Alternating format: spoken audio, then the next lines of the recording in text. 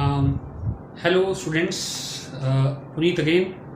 और आज हम बात करेंगे हड़प्पा सभ्यता के पतन की, decline of the Harappan civilisation. आज हम उसके बारे में जो है विस्तार पूर्वक बात करेंगे अपने इस लेक्चर में।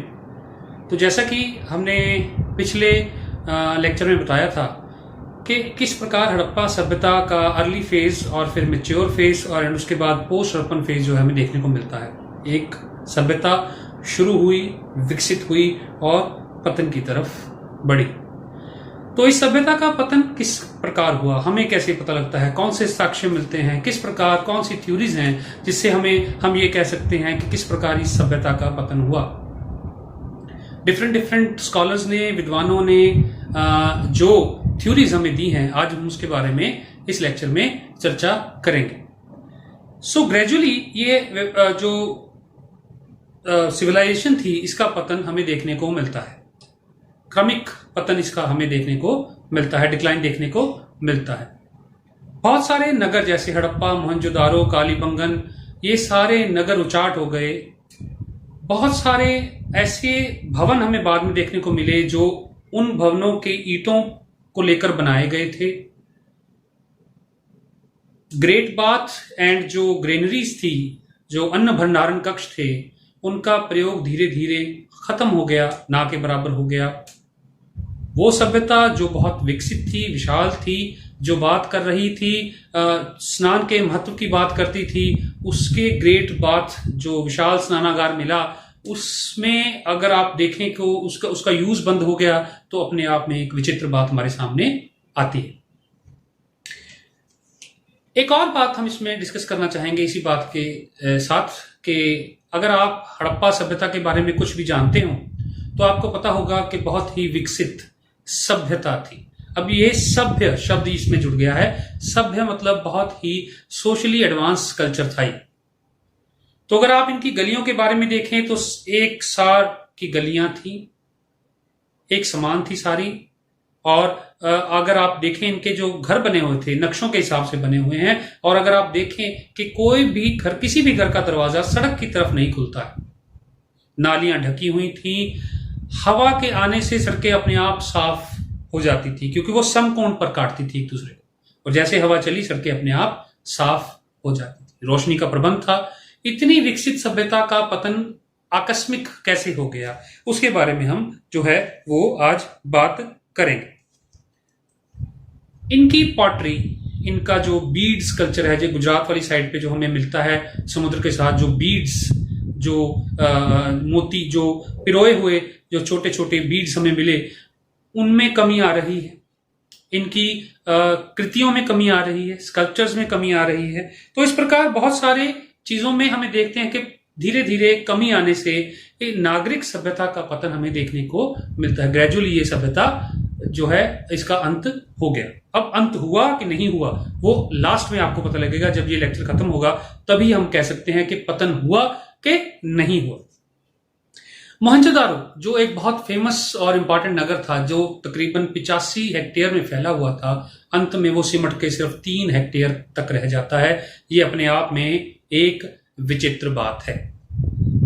सो स्टूडेंट्स, आज डिटेल में इसकी जो है हम चर्चा करेंगे। इससे पहले कि हम आगे बढ़ें और फर्दर इसको लेके जाएं, आपको एक बात बताऊंगा कि हमें मोहनजोदारो मतलब मृतकों का टीला, अगर सिंधी भाषा में बात करें तो इसे मृतकों का टीला कहते हैं। तो मोहनजोदारो में हमें बहुत सारी ऐसे एक और कल्चर के बारे में पता लगता है, जैसे जिसे सिमेट्री एच कल्चर कहते हैं। अब क्या था कि सिंधु घाटी सभ्यता के लोग अपने जो उनके निवासी, उनकी जो मृत्यु हो जाती थी, उन्हें दफनाते थे। और जो दूसरा कल्चर हमें वहां प्राप्त हुआ है, उन्होंने अपने जो निवासियों की मृत्यु पर उनकी जो हड्डियां हैं वो एक पात्र में संरक्षित करके दबाई हैं। तो ये डिफरेंट है, साइमल्टेनियसली दोनों कल्चर हमें मिलते हैं, लेकिन डिफरेंट कल्चर के रूप में हमें इनको पहचानते हैं। तो ये एक बहुत महत्वपूर्ण जानकारी जो मुझे आपको देनी थी, और बहुत इंपॉर्टेंट जानकारी जो है ये हमें मिलती है।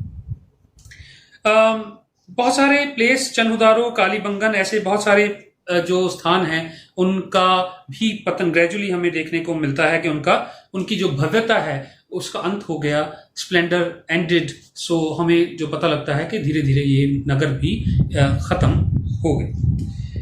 सो अगर हम बात करें, देखिए कि बहावलपुर एरिया जिसके बारे में लास्ट टाइम हमने बात की थी मैप पर, तो हमने कहा था कि बहावलपुर जो रीजन था वहां तकरीबन जो सेटलमेंट्स थी वो सिर्फ 50 रह गई थी, जबकि मैच्योर हड़प्पन फेज में वो 174 साइट्स सेटलमेंट्स जो थी वहां पर विद्यमान थी। तो इतनी साइट्स का कम हो जाना, इतनी जो एरियाज का में कमी आना अपने आप में एक संकेत है कि किस तरह इनका जो है पतन हमें देखने को मिला।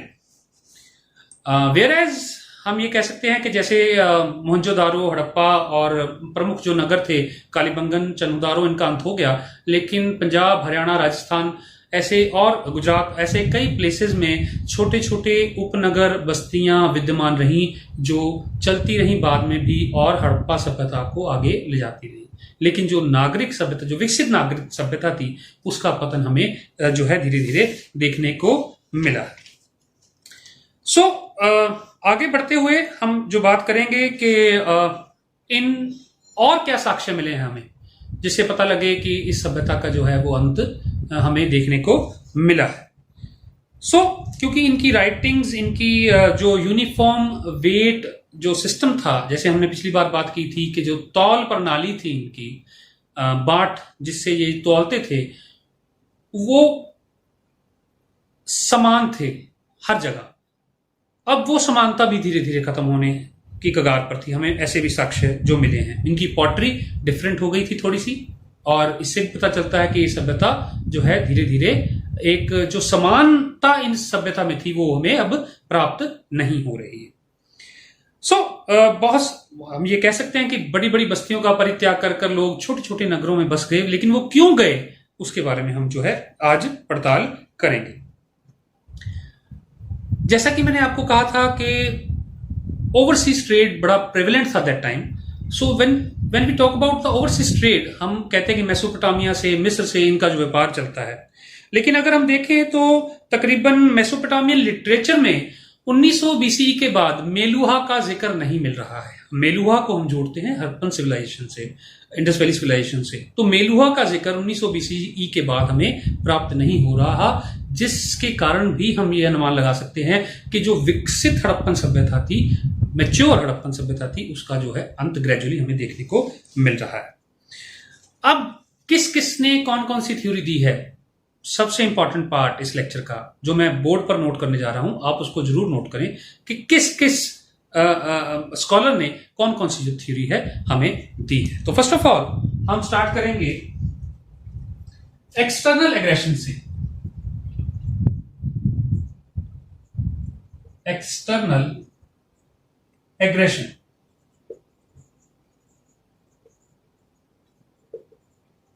एग्रेशन यानी कि बाहरी हमले। अब ये बाहरी हमले, एक कुछ विद्वान हैं जिनका मैं नाम लिखने जा रहा हूं, वो कहते हैं कि बाहरी हमलों के कारण आर्यों ने हमले किए, जिसके कारण इस सभ्यता का आकस्मिक पतन जो है हमें देखने को मिलता है। कौन कौन से विद्वान हैं? वो विद्वान हैं व्हीलर,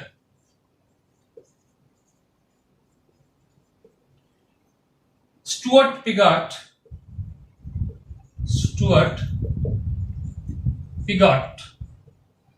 एंड गॉर्डन चाइल्ड।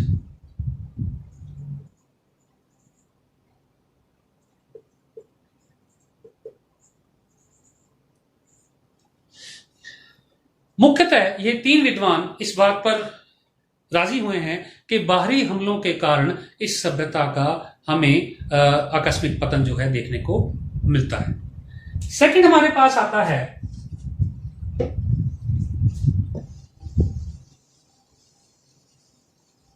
दूसरी जो थ्योरी है वो है इनंडेशन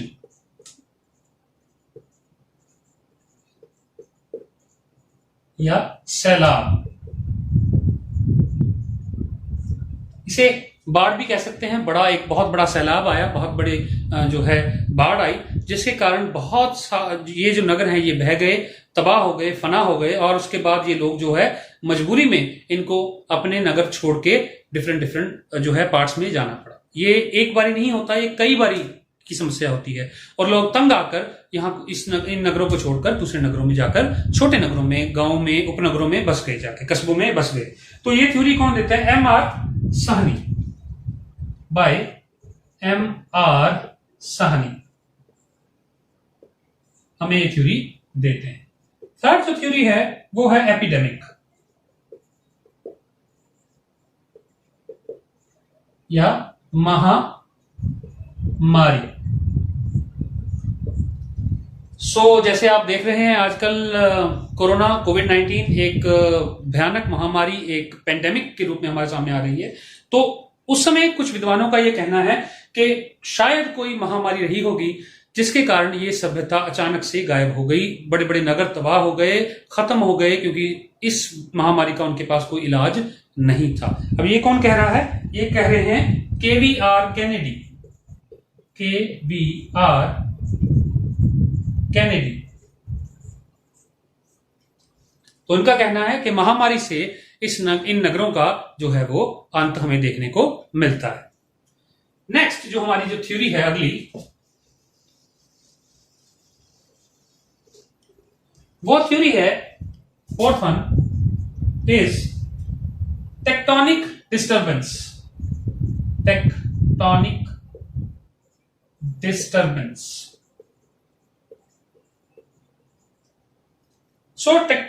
डिस्टर्बेंसेस। इसको ये थ्योरी किसने दी है हमें? मार्शल एंड रेक्स ने।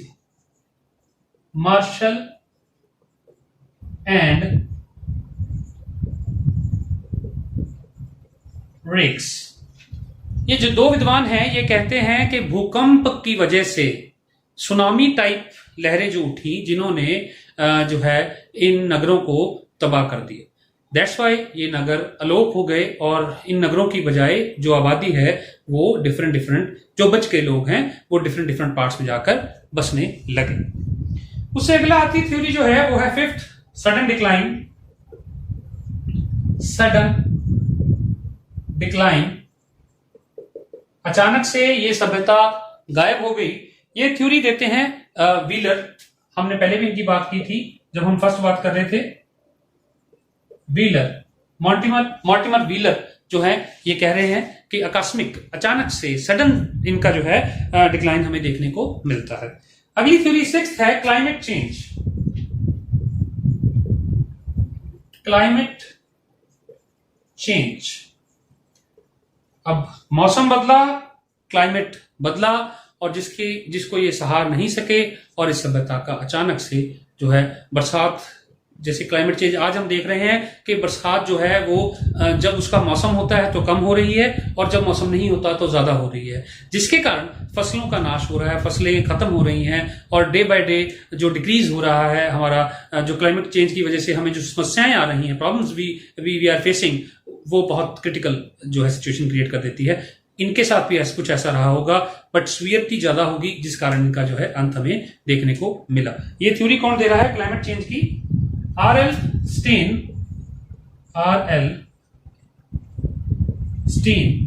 And A.N.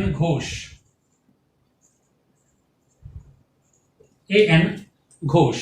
So climate change की इस थ्योरी से हम जो है एक ऐसी थ्योरी हमें मिलती है जिससे पता लगता है क्लाइमेट चेंज एक महत्वपूर्ण रोल अदा किया इस सभ्यता के पतन में। तो अगली जो हमारी थ्योरी है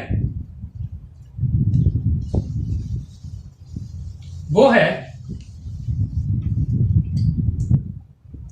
सेवंथ थ्योरी, जो है deforestation.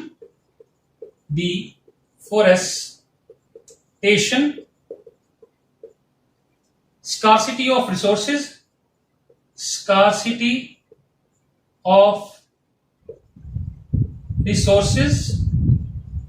And ecological imbalances।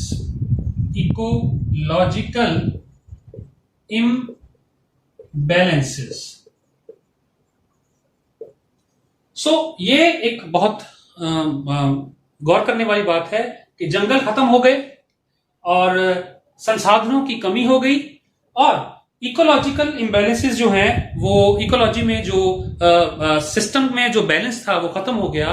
That's why इस सभ्यता का पतन हमें देखने को मिलता है। बहुत ही महत्वपूर्ण ये थ्योरी हमें दी गई है। ये दी है हमें वॉल्टर एंड फेयर सर्विसन ने। वॉल्टर एंड फेयर सर्विसन,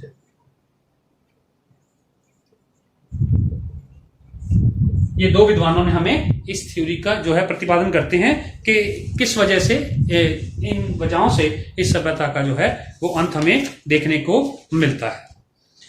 अगली जो हमारी थ्योरी है वो है हमारी 8th जो थ्योरी है वो है फ्लड। अब आप कहोगे कि पहले ही हम बात कर चुके हैं इसकी, लेकिन ये महत्वपूर्ण तौर पर बात कर रहे हैं सिर्फ मोहनजोदारो की। सो एग्जांपल गिवन जी दे रहे हैं हमें मोहनजोदारो, और ये थ्योरी जो है वो दे रहे हैं हमें मार्शल, SR राव और मैके। ये तीन जो विद्वान हैं हमें ये थ्योरी दे रहे हैं। ये कह रहे हैं कि फ्लड्स जो हैं बार बार जो आते हैं, रिकरिंग हुई फ्लड्स आए और उसकी वजह से इस महानगर का जो है वो अंत हमें देखने को मिलता है।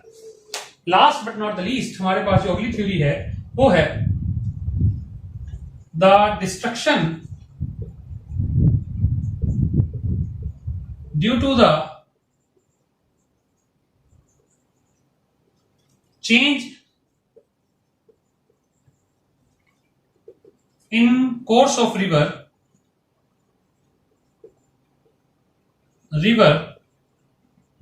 घग्गर। और ये थ्योरी देने वाले हैं GF Holes, DP Agrawal and Sood. अब इस थ्योरी, ये इंटरेस्टिंग बात है कि रिवर घग्गर, जो नदी घग्गर है, घग्गर हाकरा रिवर जिसे हम इंडस वैली सिविलाइजेशन के दौरान जानते हैं, ये एक ऐसी नदी थी जो एक kind of lifeline of for Indus Valley civilisation people. इसमें बहुत सारी नदियां आकर गिरती थी, तो यमुना और हम कह सकते हैं कि सतलुज भी इसमें ही गिरती थी। लेकिन अब समय बीतने के साथ साथ क्या हुआ, ये जो नदियां हैं अपना रास्ता बदल गई। यमुना गंगा में जाके गिरने लगी, पूर्व की तरफ बह गई, और जो सतलुज है वो सिंधु में गिरने लगी। तो ये जो नदी है ये सूख गई। तो एडिडिटी जो डीपी अग्रवाल और सूद बात कर रहे हैं, ये बात इन्होंने जो है GF होल्स कह रहे हैं कि इसने अपना, रिवर ने अपना जो है चेंज ऑफ कोर्स, मतलब इनका जो रास्ता बदल गया। लेकिन जो डीपी अग्रवाल और सूद कह रहे हैं कि अन्य नदियों के रास्ता बदलने के कारण घग्गर सूख गई, और सूखने की वजह से जो एरिडिटी जो हुई, जो हालात क्रिएट हुए, उसके वजह से ये लोग रास्ता बदल गए। मतलब कहने का भाव ये है कि ये लोग अपने महानगरों को छोड़कर छोटे छोटे नगरों में जाके बस गए जहां पानी था। क्योंकि आपको ये तो पता है कि जल के बिना जीवन असंभव है। जिनके पास जल नहीं है उनसे पूछिए। अब रिसेंटली हमने देखा कि तमिलनाडु में पानी की बहुत ज्यादा कमी हो गई थी, चेन्नई में, तो हमारी एक ट्रेन पानी की हमने वहां भेजी। हालात दिन ब दिन बदतर होते जा रहे हैं, और ये हालात और बदतर होते जाएंगे जब तक हम प्रकृति से खिलवाड़ करना बंद नहीं करेंगे। तो शायद ये भी कारण रहा होगा कि ये सभ्यता जो है इसका पतन हमें देखने को मिलता है। अब हम इन थ्योरीज को, आपने नोट कर ली होंगी ये सारी थ्योरीज। अब इन थ्योरीज को हम डिटेल में बात करें। थ्योरीज के बारे में हम पढ़ेंगे कि ये एक्चुअली में अगर ऐसा हुआ तो क्यों हुआ। तो उसके बारे में बात करते हुए सबसे पहले हम लेंगे बाढ़ और भूकंप, फ्लड एंड अर्थक्वेक्स।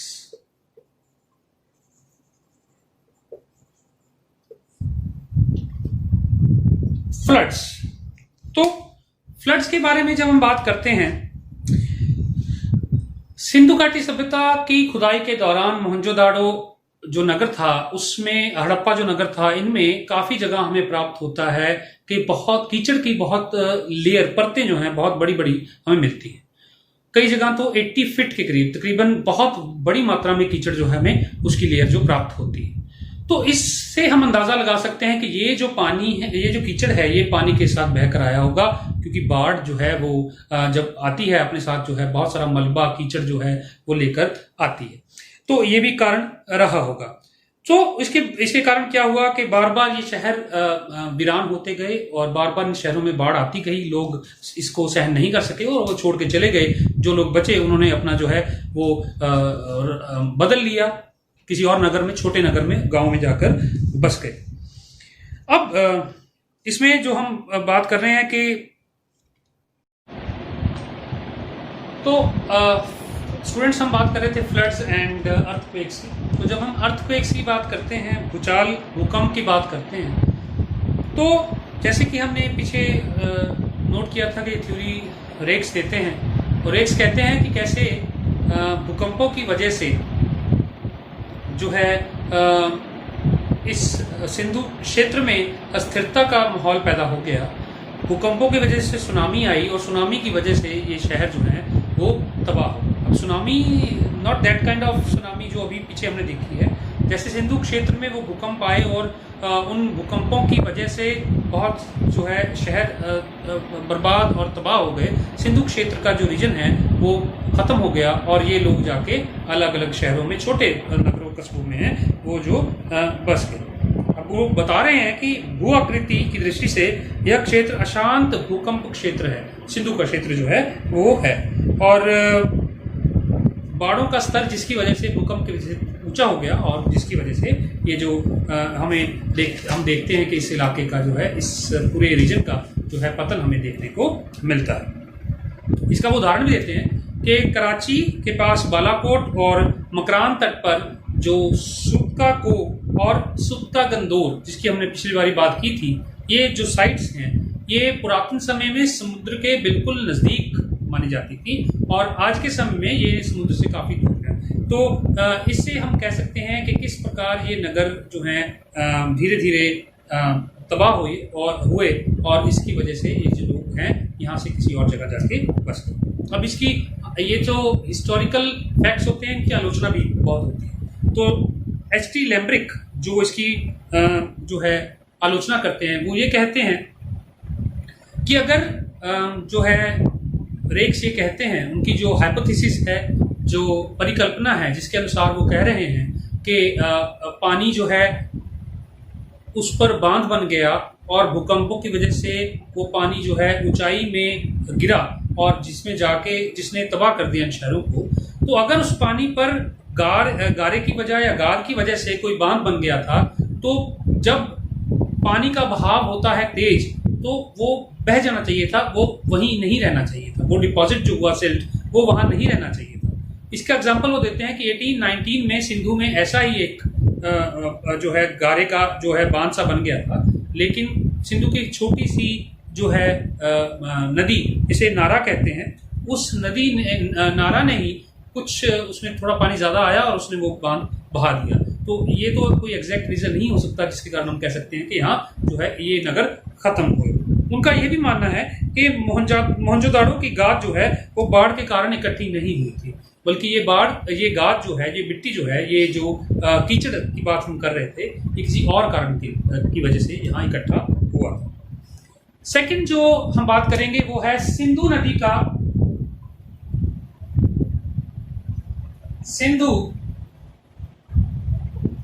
का मार्ग बदलना।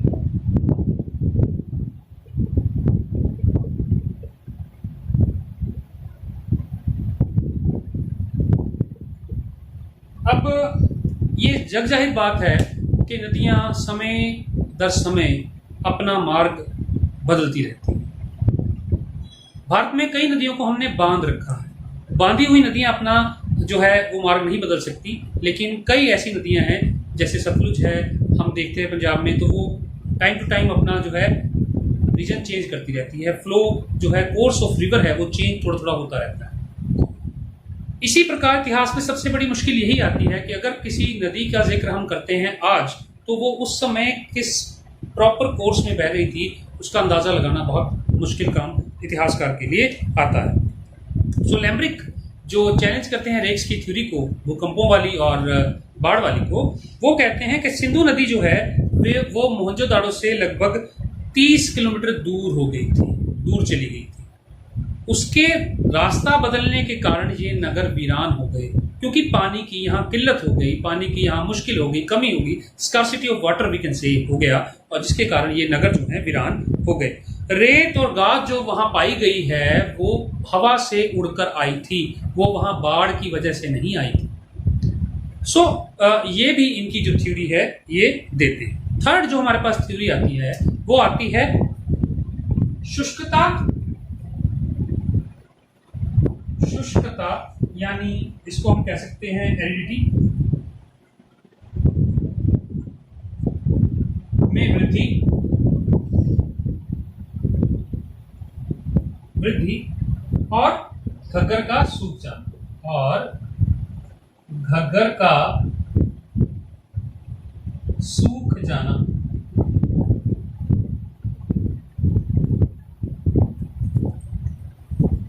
शुष्कता, ये इलाके जो शुष्क हो गए और घग्गर अपना रास्ता बदल गई और सूख गई, जिस कारण इन इलाकों में लोगों की जो हम कह सकते हैं पॉपुलेशन जो वहाँ रहती थी वो वहाँ से माइग्रेट कर गई। अब इसमें कई स्टडीज हुई हैं यूएसए, ऑस्ट्रेलिया और राजस्थान में किए गए कुछ सर्वे से हमें पता लगा है कि सेकेंड मिलेनियम बीसीई में जो शुष्कता की स्थितियों में वृद्धि हो गई थी, एरिडिटी इंक्रीज हो गई थी, और पश्चिमी राजस्थान की जो नदी तंत्र है वो भी स्थिर नहीं था, अस्थिर था। दैट्स वाई हम कह सकते हैं घग्गर एक बहुत शक्तिशाली नदी थी जो समुद्र में गिरने से पहले पंजाब, राजस्थान और कुछ और इलाकों में जैसे रण ऑफ कच्छ में से होकर निकलती थी। लेकिन जैसे मैंने आपको वीडियो की शुरुआत में बताया था कि इस नदी में बहुत सारी अन्य नदियां भी सम्मिलित होती थी, जैसे गंगा और यमुना, और दूसरी नदी थी सतलुज। लेकिन यमुना टाइम पर अपना उस कोर्स चेंज कर गई और सतलुज भी सिंध नदी दरिया में गिरने लगी, जिसके कारण ये नदी सूख गई, और सूखने के कारण जिस उपजाऊ मैदान को ये पानी देती थी वो उपजाऊ इलाके, वो इम्पॉर्टेंट प्लेसेस जो हैं, जो सिंधु घाटी सभ्यता से रिलेटेड प्लेसेस हैं, उनमें भी नागरिक सभ्यता का अंत हमें देखने को मिला। फोर्थ जो थ्योरी हमारे पास आती है वो आती है विदेशी हमले, या आप कह सकते हैं बर्बरतापूर्ण हमले जो हुए, तो इसके हम कह सकते हैं बर्बर आक्रमण। बर्बर आक्रमण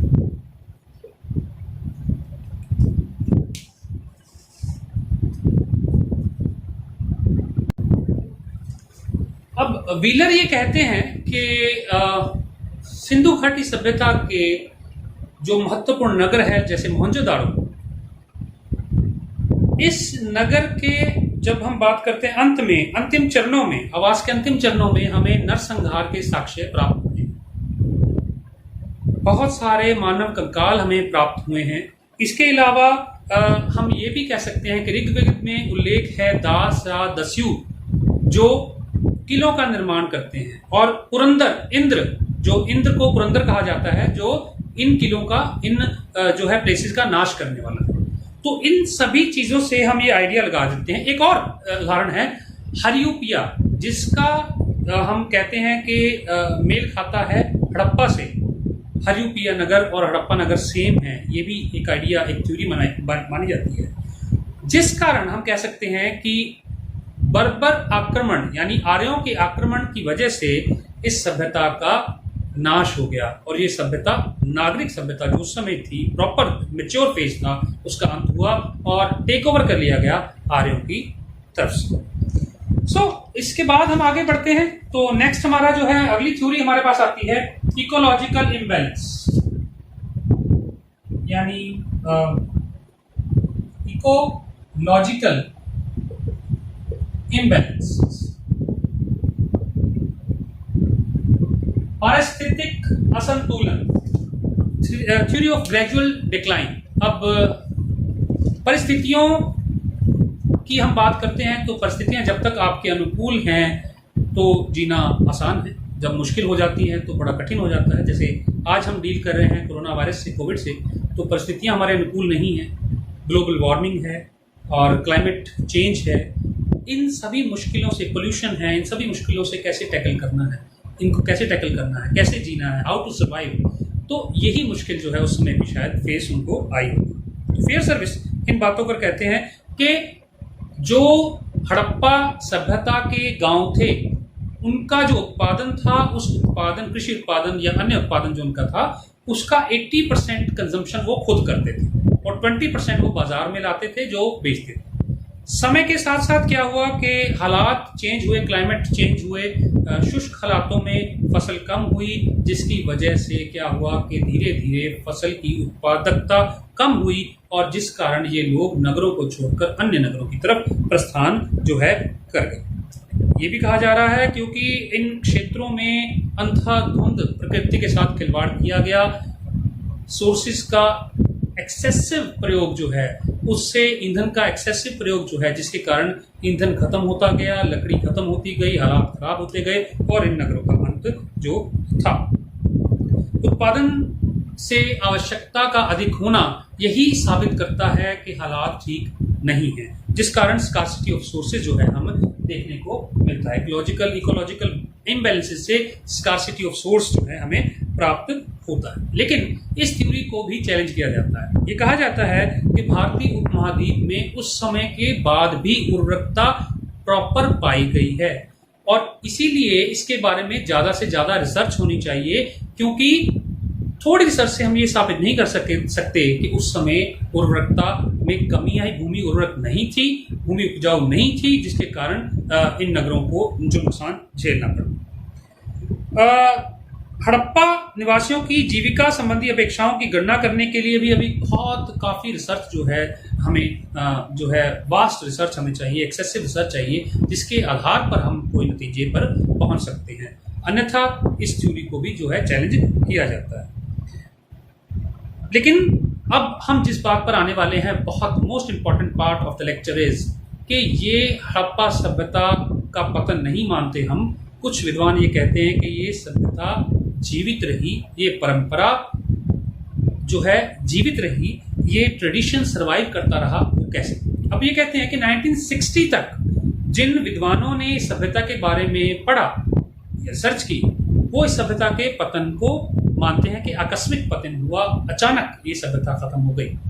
लेकिन 1960 के बाद एक ऐसी थ्योरी आती है जो ये कहती है कि इस सभ्यता का पतन नहीं हुआ, माइग्रेशन हुई, बड़े नगरों का अंत हुआ, लेकिन छोटे नगरों की गिनती में इजाफा हुआ। बहुत ज्यादा नगर जो हैं छोटे हमें देखने को मिलते हैं। जैसे मलिक और पोशेल नामक विद्वानों ने इस सिद्धांत पर अपनी मोहर लगाई है। किस प्रकार इन नगरों का अंत तो हमें देखने को मिलता है, लेकिन ये सभ्यता का अंत नहीं था। इसमें वो कहता है कि समानता बेशक नहीं हमें पाई जाती। जैसे हम ये कह रहे थे, नागरिक सभ्यता में हमें तौल बाट जो वेइंग प्रोसेस था सेम था, और उनका ओवरसीज ट्रेड, उनका जो पॉटरी का बनाने का तरीका सेम था। अब ये चेंज हो गया, सिमिलैरिटीज कम मिल रही हैं, लेकिन इट डजंट मीन के सभ्यता का अंत हो गया। तो सभ्यता छोटे छोटे नगरों में विभाजित हो गई, मतलब बहुत बड़े नगर खत्म हो गए और छोटे छोटे गांव कस्बे जो हैं वो हमें देखने को मिलते हैं। अब ये कैसे मिलते हैं, आइए देखें इस पर। सबसे पहले वो बात करते हैं सिंध। तो सिंध में हमें क्या होता है कि अमरी, चनहुदाड़ो और झूकर। अब ये एक संस्कृति थी, झूकर संस्कृति। अगर आप डिटेल में इसके बारे में पढ़े तो आपको पता लगेगा, झूकर कल्चर, एक डिफरेंट कल्चर हमें प्राप्त होता है, पता लगता है। अब ये कल्चर इतना डिफरेंट नहीं था, पर इसकी जो पॉटरी है थोड़ी सी डिफरेंट है। मैच्योर हड़प्पन फेस की विरासत है इनकी पॉटरी। तो इससे हम कह सकते हैं ये झूकर संस्कृति, झूकर कल्चर जो इंडस वैली सिविलाइजेशन के मैच्योर हड़प्पन फेज के बाद हमें प्राप्त होता है, ये उसी का ही सब पार्ट है, लेकिन उससे थोड़ा सा ये भिन्न है। इसमें हमें कई धातुओं की वस्तु प्राप्त हुई हैं, कई वस्तुएं हमें प्राप्त हो रही हैं, और ये भी पता लगता है कि विशिष्ट धातुएं ईरान की साथ व्यापार संबंध को भी जाहिर करती है। जैसे दंड विवर जो शाफ्ट होल होता है जिसमें कोई औजार डाला जाता है, कुल्हाड़ियाँ और तांबे की पिनें जो ऑर्नामेंटेड थी, जो अलंकृत थी, वो भी हमें इसमें प्राप्त हुई है।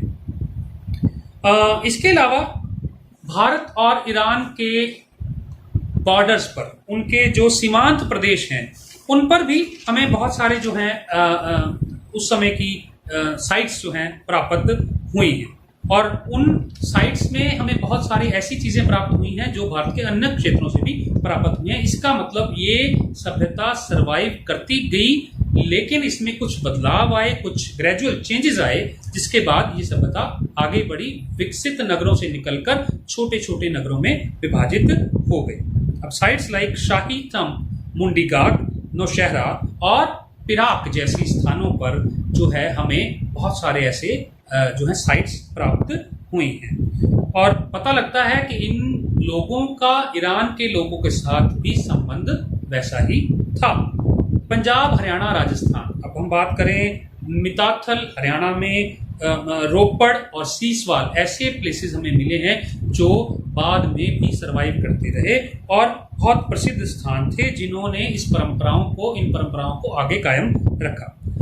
गुजरात क्षेत्र की बात करें, रण ऑफ कच्छ, कच्छ और सौराष्ट्र के क्षेत्र में भी ऐसे बहुत सारे जो है हमें मिले हैं, साक्ष्य मिले। अब देखिए, गुजरात में 13 बस्तियां थी मैच्योर हड़प्पन फेज की, और पोस्ट हड़प्पन फेज यानी 2100 बीसी में इन बस्तियों की संख्या 200 के पार हो गई।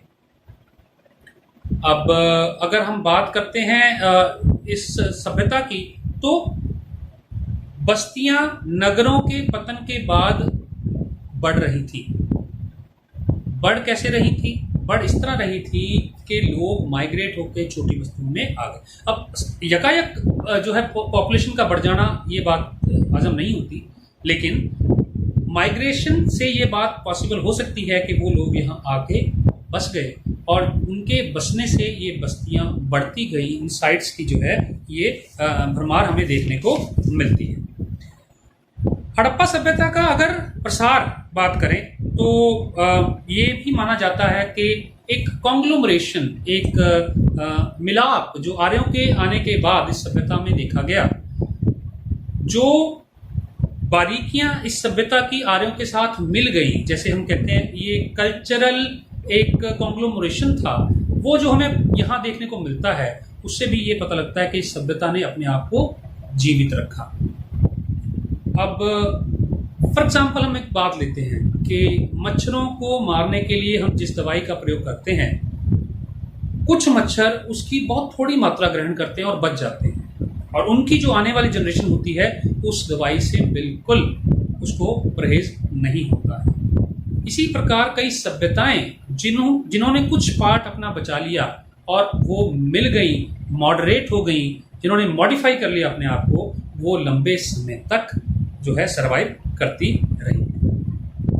अब हड़प्पा सभ्यता के कुछ अवशेष हमें प्राप्त होते हैं, वो अवशेष आज तक हमें प्राप्त होते हैं, वो क्या है, उनकी जो लेगेसी है वो क्या है। तो उसके बारे में अगर बात करें तो पशुपति शिव, जिसे हम कहते हैं पशुपति की, जो हमें पता लगता है कि उसमें पशुपति की पूजा हो रही है, जिनको जानवरों ने घेरा हुआ है, प्रकृति देवी शिवलिंग की पूजा जो आज भी हो रही है, इसके बारे में हमें पता लगता है। पवित्र स्थानों, नदियों, वृक्षों, जानवरों, फ्लोरा एंड फोना, उनकी जो पूजा करनी, प्रकृति की जो पूजा करनी, उसके बारे में जो हमें ज्ञान प्राप्त हुआ, आज तक उसको फॉलो किया जा रहा है। कालीबंगन और लोथल में हमें अग्नि पूजा के भी फायर अल्टर्स, जिसके बारे में बात किया, उसके साक्ष्य प्राप्त हुए थे। वो भी बड़ी इंपॉर्टेंट खोज थी जो हमें आज तक समझ हमारी जो है जनरेशन में फिट बैठती है। मकानों के नक्शे, जल आपूर्ति व्यवस्था, लाइटिंग सिस्टम, स्नान की महत्वता, घरेलू जीवन के अनेक पहलू हमें उस सभ्यता के जो मिले, आज भी हमारी सोसाइटी में उनको ग्रहण किया जाता है। तौल की जो इकाई जो 16 की रेशो के आधार पर थी, वो भी जो है इस समय हमें जो है आज भी उसको हमने उससे बहुत सीखा है, प्राप्त जो हुई हमें।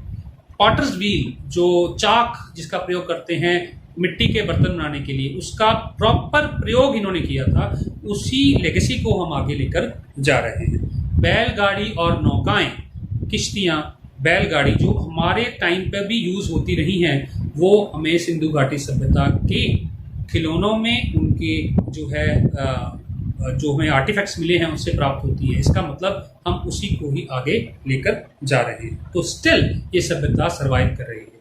And now thank you so much, आपने ध्यान से सुना मेरा लेक्चर। और हम अंत में इस बात से जो है इस लेक्चर को ख़त्म करते हैं कि सिंधु घाटी सभ्यता एक ऐसी सभ्यता थी जो हमें बहुत ज़्यादा सीख देकर जाती है, सिखा कर जाती है कि प्रकृति से खिलवाड़ जो है वो बहुत ही महंगा पड़ सकता है। सो एक लेसन है हमारे लिए कि नेचर से खिलवाड़ नहीं करना चाहिए। So thank you so much for listening me. फिर मिलते हैं नेक्स्ट यूनिट के साथ। Thank you so much.